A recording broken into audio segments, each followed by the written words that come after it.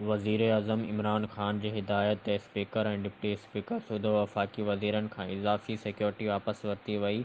वफ़ाक़ी वज़ीरनि खां इज़ाफ़ी सिक्योरिटी वापसि वठण जो अमल शुरू थी वियो आहे। ज़रियनि मूजिबि वज़ीर-ए-आज़म जी हिदायत काबीना डिवीज़न ऐं इस्लामाबाद पुलिस केतिरनि ई वफ़ाक़ी वज़ीरनि खां इज़ाफ़ी सिक्योरिटी वापसि वठी छॾी। ज़रियनि मूजिबि IG सलाम क़ाज़ी जमील रहमान जी वज़ीर-ए-आज़म इमरान ख़ान सां मुलाक़ात बैदि इज़ाफ़ी सिक्योरिटी वापसि वरिती वई।